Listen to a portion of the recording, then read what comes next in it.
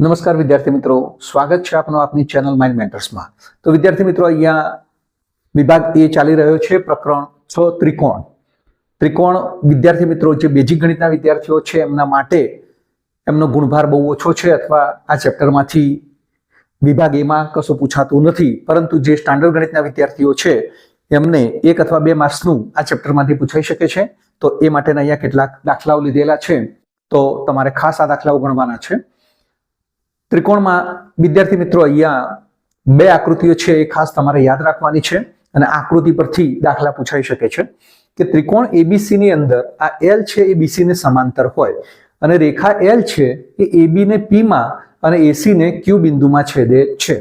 તો મિત્રો અહીંયા 3 પ્રકારની શક્યતાઓ રહેલી છે, અથવા 3 પ્રકારના પ્રમાણ રહેલા છે કે એપી ભાગ્યા એબી તો એક્યુ ભાગ્યા એસી। જો નીચેનો ભાગ લઈએ તો પીબી ભાગ્યા એબી તો અહીંયા સામે ક્યુસી ભાગ્યા એસી થાય, અને ત્રીજું જો એપી ભાગ્યા પીબી લઈએ તો એક્યુ ભાગ્યા ક્યુસી થાય। તો આ બાબતો તમારે ખાસ યાદ રાખવાની છે। ત્યારબાદ મિત્રો અહીંયા ત્રિકોણ એબીસી ની અંદર જો ખૂણા એ નો દ્વિભાજક આપેલો હોય જે બીસી ને ડી માં છેદે, તો આના પરથી મિત્રો જે પ્રમાણ યાદ રાખવાનું છે કે એબી ભાગ્યા એસી બરાબર બીડી ભાગ્યા ડીસી થાય, જે તમારે ખાસ યાદ રાખવાનું છે। તો ચાલો મિત્રો હવે આપણે આના પરથી દાખલાની ગણતરી કરીએ। ત્રિકોણ એબીસી માં B dash M dash C એટલે કે ત્રિકોણ એબીસી આપણે દોરીએ છીએ, એમાં B dash M dash C તથા A dash N dash C આપેલું છે, અને એમએન એ બીએ ને એબી ને સમાંતર છે। મિત્રો અહીંયા એનસી જેમ એનએ બરાબર 1/3 અને સીએમ બરાબર 4 હોય તો બીસી શોધવાના છે। તો અહીંયા સીએમ બરાબર 4 આપેલા છે અને આપણે બીસી શોધવાના છે, એટલે આખો ભાગ એ બીસી બાજુ છે આપણે શોધવાની છે મિત્રો। તો આના પરથી આપણે કયું પ્રમાણ લખી શકીએ એ જોઈએ મિત્રો। અહીંયા 1 માર્ક્સના દાખલા છે એટલે આપણે શોર્ટમાં ગણીશું। તો અહીંયા આપણે લખી શકીએ કે અહીં એનસી જેમ એને બરાબર 1/3 આપેલું છે, એટલે કે એનસી જેમ એને એટલે એનસી ઉપરનો ભાગ છે, એને એ નીચેનો ભાગ છે। તો અહીંયા એનસી જેમ એને બરાબર અહીંયા એનસી છે તો અહીંયા ઉપરનો ભાગ સીએમ ભાગ્યા એને એટલે નીચેનો ભાગ છે, તો અહીંયા એમબી લખી શકાય મિત્રો। તો અહીંયા ખાસ યાદ રાખશો કે કઈ રીતે આપણે લખ્યું કે એનસી તો આ ઉપરનો ભાગ છે ભાગ્યા એને એટલે કે નીચેનો ભાગ છે, તો આ બાજુ પણ સીબી માં આપણે ઉપરનો ભાગ સીએમ અને નીચેનો ભાગ એમબી લખી શકીએ। હા મિત્રો, અહીંયા એનસી આપેલા છે તમને 4 અને એને મિત્રો અહીંયા એનસી જેમ એને આપેલું છે આપણને 1/3, તો અહીંયા આપણે 1/3 બરાબર સીએમ આપેલા છે 4 ભાગ્યા એમબી, તો આના પરથી મિત્રો આપણને એમબી મળશે। અહીંયા આપણે ઉલટ પ્રમાણ એટલે કે બંને બાજુ ડાબી અને જમણી બાજુના પદોને ઉલટાવી દઈએ તો અહીંયા 3/1 બરાબર એમબી ભાગ્યા 4 થાય। તો મિત્રો હવે 4 ને આપણે ડાબી બાજુ ઉપર ગુણતા, તો માટે એમબી બરાબર 3 ગુણ્યા 4 એટલે કે 12 થાય। તો એમબી કેટલા મળે છે મિત્રો? 12 મળે છે। હવે મિત્રો આપણે શોધવાનું છે શું? તો બીસી શોધવાની છે। તો બીસી બાજુ શોધવા માટે તો બીસી એ કોનો સરવાળો છે? તો બીસી એ બીએમ વત્તા સીએમ નો સરવાળો છે। તો બીએમ કેટલા મળે છે મિત્રો? એમબી મળે છે આપણને 12 વત્તા સીએમ છે મિત્રો 4, તો 12 વત્તા 4 બરાબર 16। તો અહીંયા બીસી કેટલી થશે મિત્રો? 16 મળશે। તો આનો જવાબ આવે છે મિત્રો 16, જે તમારે તૈયાર કરવાનું છે અથવા તો યાદ રાખવાનું છે। ત્યારબાદ મિત્રો આપણે બીજો દાખલો જોઈએ કે ત્રિકોણ પીક્યુઆર માં, તો અહીંયા આપણે ત્રિકોણ પીક્યુઆર દોરીશું। ત્રિકોણ પીક્યુઆર માં ખૂણા પી નો દ્વિભાજક આપેલો છે, દ્વિભાજક એ ક્યુઆર ને ડી માં છેદે છે। તો મિત્રો અહીંયા ક્યુઆર ને ડી માં છેદે છે। જો ક્યુડી જેમ આરડી એટલે ક્યુડી જેમ આરડી આપેલા છે 4/7 અને પીઆર બરાબર 14 એટલે કે પીઆર આપેલા છે 14, તો પીક્યુ શોધો। તો મિત્રો આ પીક્યુ શોધવાના છે। તો મિત્રો અહીંયા પી નો દ્વિભાજક એ ક્યુઆર ને ડી માં છેદે છે, તો આ પ્રકારની આકૃતિ થાય છે મિત્રો। તો આપણે આનું જે પ્રમાણ છે એને લખવું હોય તો મિત્રો તો પીક્યુ જેમ પીઆર બરાબર ક્યુડી જેમ ડીઆર લખી શકાય મિત્રો. અહીંયા ક્યુડી જેમ ડીઆર આપેલા છે 4/7 એટલે કે બરાબર 4/7 એટલે કે 4/7 આપેલા છે. તો PQ upon PR બરાબર 4/7 લખી શકાય. હવે મિત્રો આમાંથી આપણને PR આપેલા છે 14, તો PQ ભાગ્યા 14 બરાબર 4/7. તો PQ આપણને 14 ગુણ્યા 4/7, 7 દુ 14 એટલે કેટલા મળે છે મિત્રો આપણને? તો PQ મળે છે 8. તો અહીંયા PQ આપણને 8 મળે છે મિત્રો. તો આ રીતે PQ આપણે શોધી શકીએ. તો PQ નું મૂલ્ય મળે છે 8. તો આ રીતે આપણે આ બીજો દાખલો ગણી શકાય છે મિત્રો. ત્યારબાદ આપણે ત્રીજો એક્ઝામ્પલ જોઈએ કે ત્રિકોણ ABC માં A', P', B અને A', Q', C આપેલા છે મિત્રો. તો ત્રિકોણ ABC માં અહીંયા મિત્રો આકૃતિ દોરવી જરૂરી છે, કારણ કે આકૃતિ દોરવાથી જ આપણને આ દાખલાઓ સરળતાથી આપણે ગણી શકીએ છીએ. A', P', B. અહીંયા મિત્રો ત્રિકોણ ABC માં અહીંયા A', P', B તથા A', Q', C આપેલા છે અને PQ એ મિત્રો BC ને સમાંતર છે.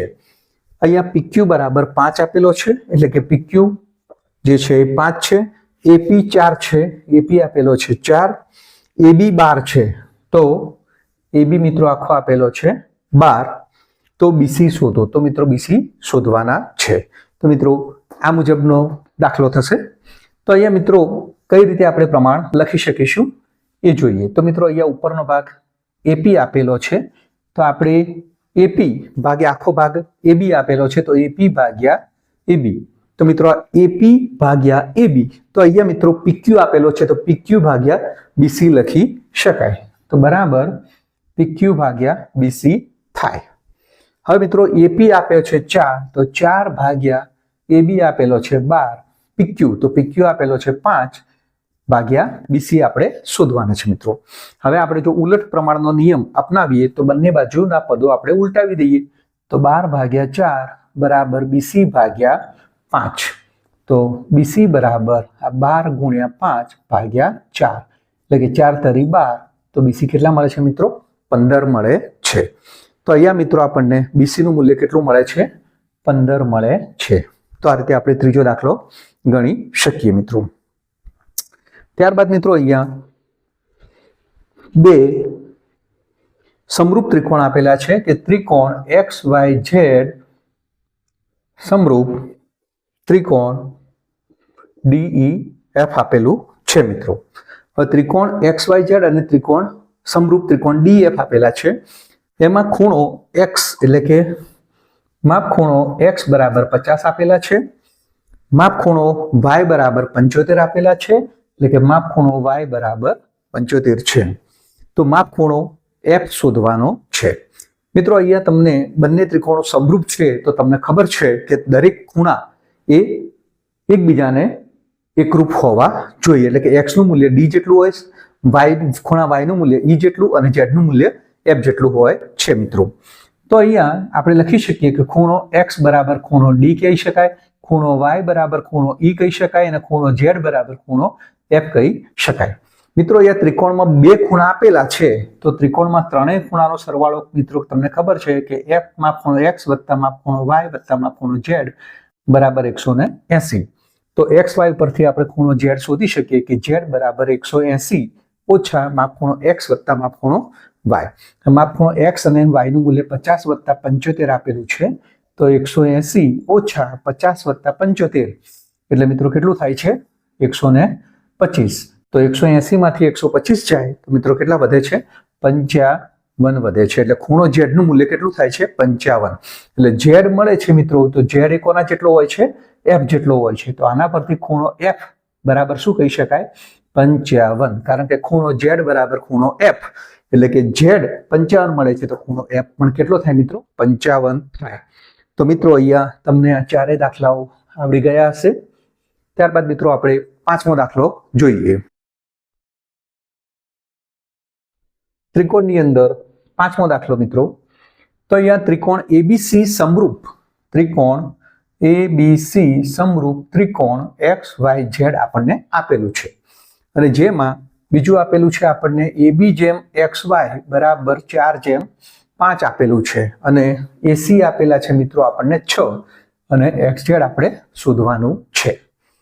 તો અહીંયા ત્રિકોણ ABC સમરૂપ ત્રિકોણ XYZ આપેલું છે અને અહીંયા મિત્રો બાજુઓ આપેલી છે.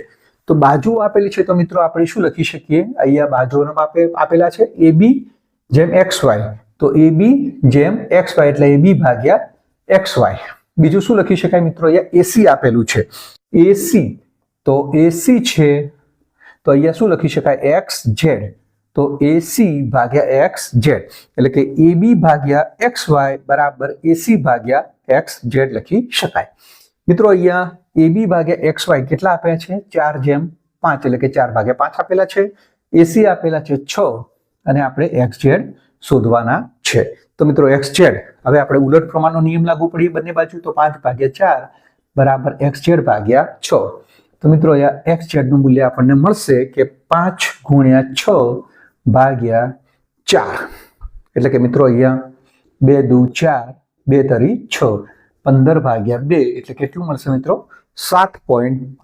તો XZ મળે છે મિત્રો 7.5. મિત્રો 5 દાખલા સુધીની ગણતરી તમને આવડી ગઈ હશે. ત્યારબાદ આપણે છઠ્ઠી કલમ જોઈએ. તો છઠ્ઠો દાખલો શું કહે છે મિત્રો? ખાસ સમજજો. અહીંયા ત્રિકોણ XYZ અને ત્રિકોણ MNO આપેલા છે. એમાં XY ભાગ્યા MN, XZ ભાગ્યા NO અને મિત્રો YZ ભાગ્યા MO આપેલા છે. તો આ સંગતતા ખાલી જગ્યા સમરૂપતા છે. મિત્રો જ્યારે અહીંયા બાજુઓનો ગુણોત્તર આપેલો હોય તો બાબા મુજબ જે બાબા શરત છે એના મુજબ આપણે બે ત્રિકોણો ગોઠવીએ અને ત્યારબાદ એમની સમરૂપતાને જોઈએ. તો અહીંયા મિત્રો XY ભાગ્યા MN, તો અહીંયા XY ભાગ્યા આપણે MN લઈએ. તો અહીંયા મિત્રો હવે એ ત્રિકોણમાં ત્રીજું શિરોબિંદુ કયું બાકી રહે છે? તો Z. તો અહીંયા Z લખીશું. અને ત્રિકોણ MNO માં ત્રીજું શિરોબિંદુ કયું બાકી રહે છે મિત્રો? O. તો અહીંયા O લખીએ. તો હવે આપણે જોઈએ મિત્રો કે XY ભાગ્યા MN, તો XY ભાગ્યા MN, XZ ભાગ્યા NO, તો XZ ભાગ્યા NO. તો મિત્રો અહીંયા XZ ભાગ્યા NO થતું નથી. તો એનો મતલબ મિત્રો અહીંયા M ની જગ્યાએ આપણે N મૂકી દઈશું અને N ની જગ્યાએ આપણે M મૂકી દઈએ. જ્યારે આ પ્રકારનું પ્રોસેસ થતી હોય કે જ્યારે બાજુઓનો ગુણોત્તર સમાન ન આવતો હોય તો મિત્રો આપણે બિંદુઓ બદલી દઈશું. હવે આપણે જોઈએ મિત્રો તો XY ભાગ્યા MN, તો XY ભાગ્યા MN બની જાય છે XZ ભાગ્યા NO, તો XZ ભાગ્યા NO અને YZ ભાગ્યા MO એટલે કે YZ ભાગ્યા MO.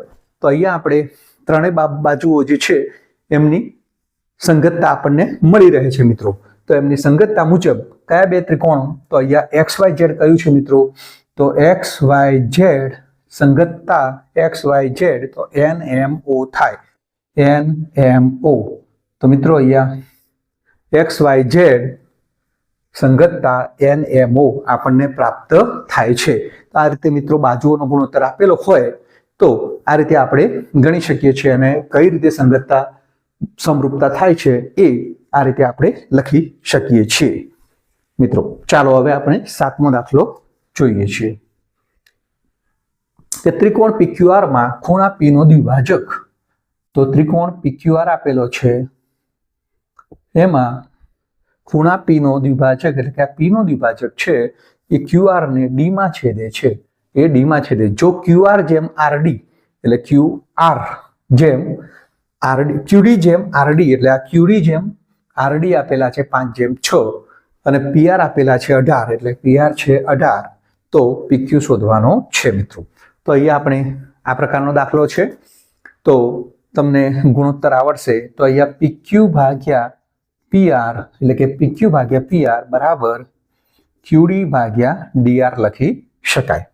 અહીંયા મિત્રો જે વેલ્યુએશન આપેલી છે QD જેમ DR એટલે QD જેમ DR આપેલા છે 5/6 એટલે કે 5/6. બીજું મિત્રો અહીંયા એટલે શું લખી શકાશે? PQ ભાગ્યા PR બરાબર 5/6. હવે અહીંયા મિત્રો PR કેટલા આપેલા છે આપણને? 18 આપેલા છે. તો PQ ભાગ્યા 18 બરાબર 5/6 લખી શકાય. તો મિત્રો PQ કેટલા થશે? PQ બરાબર 5 × 18/6. 6 તરી 18 એટલે કેટલા મળે છે મિત્રો? અહીંયા 15 મળે છે. તો PQ આપણને અહીંયા 15 મળે છે. તો PQ બરાબર કેટલા લખી શકાશે? 15 લખી શકાશે. ત્યારબાદ 8મો દાખલો જોઈએ.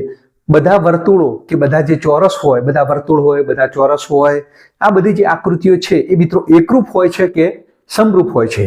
તો મિત્રો અહીંયા જે બધા વર્તુળો હોય કે બધા ચોરસ હોય તો એ બધા મિત્રો કેવા હોય છે? સમરૂપ હોય છે. એમાં એકરૂપ આવશે નહીં મિત્રો. આપણને એકરૂપ અને સમરૂપતા વચ્ચેનો ખ્યાલ હોવો જોઈએ. તો બધા વર્તુળો કે બધા ચોરસ છે કેવા હોય છે મિત્રો? સમરૂપ હોય છે. ત્યારબાદ આપણે છેલ્લે 9મો દાખલો જોઈએ કે સમરૂપતાની કઈ શરતનો ઉપયોગ કર્યો છે તે જણાવો. તો મિત્રો અહીંયા બે ત્રિકોણ આપેલા છે. આ બે ત્રિકોણમાં આપણે ખૂણાઓ જોઈએ તો ખૂણો A બરાબર ખૂણો P એમનું મૂલ્ય કેટલું આપેલું છે? 60 આપેલું છે. ખૂણો B બરાબર ખૂણો Q એમનું મૂલ્ય 80 આપેલું છે. અને ખૂણો C બરાબર ખૂણો R જેમનું મૂલ્ય 40 આપેલું છે. તો મિત્રો અહીંયા કઈ સંગતતા આપણને મળે છે અને કઈ શરતનો ઉપયોગ કરેલો છે? તો અહીંયા ત્રિકોણ ABC સમરૂપ થશે મિત્રો ત્રિકોણ PQR. ABC સમરૂપ થશે PQR. કઈ શરતનો ઉપયોગ થશે મિત્રો? અહીંયા તો ખૂ શરતનો ઉપયોગ થાય છે. તો મિત્રો અહીંયા આ પ્રકારના દાખલાઓ આપેલા હોય તો એ બેઝિક ગણિતના વિદ્યાર્થીઓ હોય કે સ્ટાન્ડર્ડ ગણિતના વિદ્યાર્થીઓ હોય તો એમને આ પ્રકારના દાખલાઓ આ મુજબ ગણવાના હોય